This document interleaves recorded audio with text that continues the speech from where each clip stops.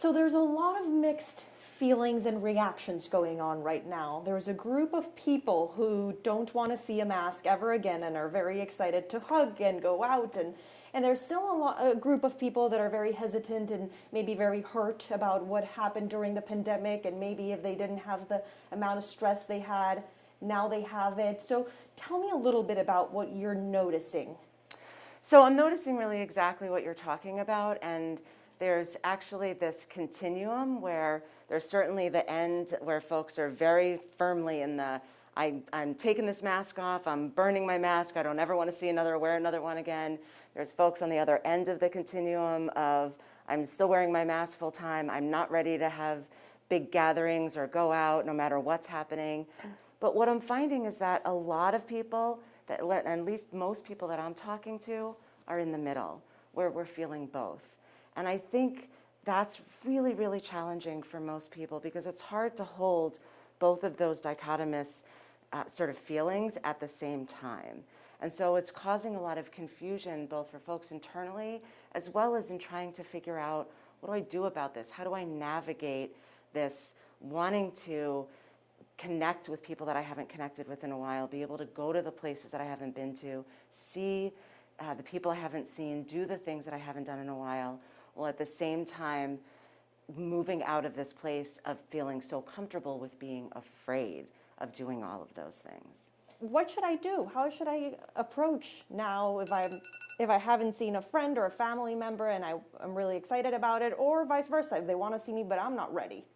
So I think there's two steps to it, at least for me. The first one is first figuring out, what am I comfortable with? So really getting myself to this quiet place where I can really be honest with myself around what feels comfortable for me. If I think about what have I been really missing that I need to bring back into my life because I really need to connect to that part of myself again?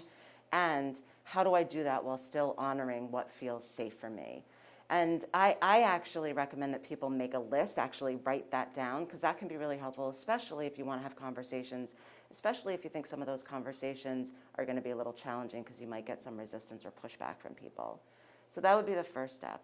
And then I would say, start off having conversations with people who you trust, those sort of core people in your life who you know that no matter what you say to them, they're going to love you. They're going to say, thank you for telling me. What can I do to help you? What can I do to support you? And start having those conversations with those people. What does it feel like for you? Here's what it would feel like for me. Is there a compromise that we can make so that we can meet in the middle and have it feel comfortable for both? Maybe it's still connecting and now starting to have a little bit more people in a gathering, but you're doing it outside because we happen to live in a beautiful state. We're moving into spring. It's a beautiful day like it is out today. And that feels a little comfortable, and we can start with taking our masks off sitting outside before we sort of think about going inside.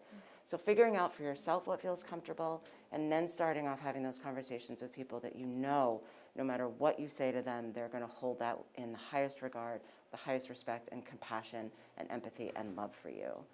And that then gives us some strength to then be able to have those conversations in other situations where they may be a little bit more challenging. Like I'm thinking about work situations where there may be more people along that continuum that you have to contend with and figure out. There may be mandates by around certain activities related to your employers that you have to do this activity and it's in person. And so being able to have those conversations and navigate those challenging issues is going to feel a lot more comfortable if you've been able to practice in an environment and with people that you know are really going to keep you safe the way that you want to keep yourself safe. And that's where we're sort of balancing what feels comfortable for us, how do we navigate what feels comfortable for other people. I always really like to approach life with this. I actually had this professor in social work school who we were having this lesson around talking about working with challenging people, having challenging interactions. And she said at the end of it, she said, you know, when all else fails, be kind. And that has stuck with me since the very night that she said this when we were in class. And so I really try and come back to that. And I also think about other times in my life where I may be asked to do things that I may not really want to do, but I do them because I know that they're generally things that will help keep me safe and that will help keep others safe and feel comfortable. So I approach it in that way. So if I were to get on a plane and it felt comfortable for me to take my mask off, but the person sitting next to me was keeping their mask on, I would err on the side of kindness and I would keep my mask on. If somebody were to, if we were to meet and I was to reach out my hand and somebody were to pull back a little bit and do fist pump, I would just meet them with their fist pump. The other thing I think, because I know the other challenging piece is that can oftentimes feel awkward to somebody and it can feel almost like a rejection to somebody, and that's hard because nobody likes to feel rejected. So in that sense, I wonder about how do you come to that interaction a little proactively so you don't, so maybe that challenging interaction doesn't need to happen. So in that sense, for me, what I know I'm going to do when I approach new people is I am going to just assume that they don't want to shake my hand. So I'm going to hold back and I'm going to wait and see if they lean forward. If they lean forward, if they put out their hand and I feel comfortable with it, I might meet them with that. But rather than sort of put myself in that position of them potentially having to say, no, I don't want to, and me having to manage that, I'm going to hold back. What should I do to try to move on, if that's the right term? Yeah, so I think I think the reality is that and what we're finding out is that we're going to have to create sort of this new normal for our culture, for our sort of more immediate circle cultures around our friends and our family and our work cultures, as well as the larger societal culture. And that's gonna take a while. I mean, we've been living in this. We're in our third year. We've started our third year. It's not something that's going to happen overnight where now we're just going to flip back to the way things were.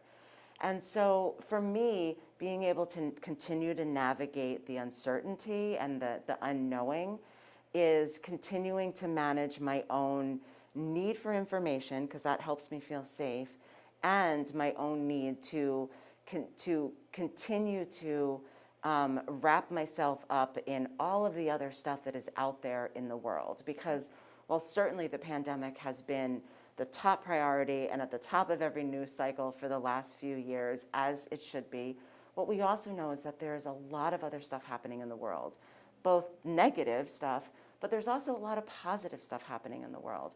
There's a lot of positive stuff that happens in our lives.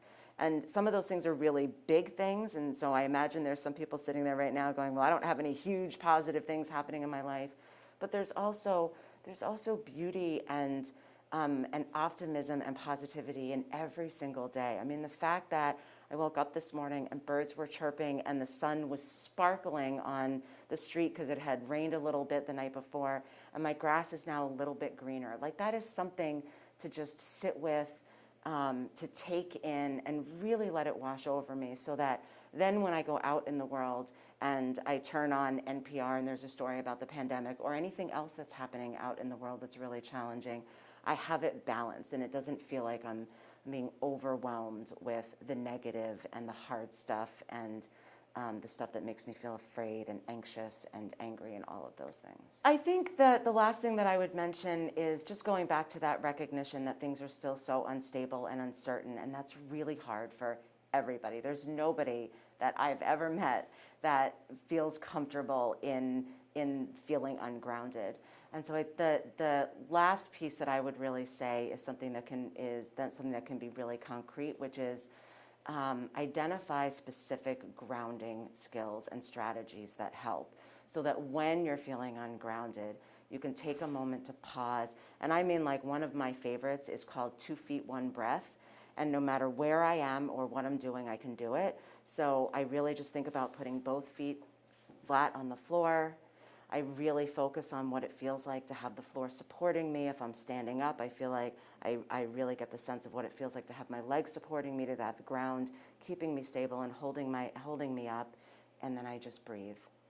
And I make sure that I take some really deep belly breaths, and I just focus on the sensation of letting that breath calm the sensation and allowing me to really feel that something's got me and that I am stable again.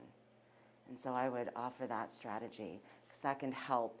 And then that, once we're stable, then we can move into those pieces around finding delight, finding gratitude. Oh, that's really interesting.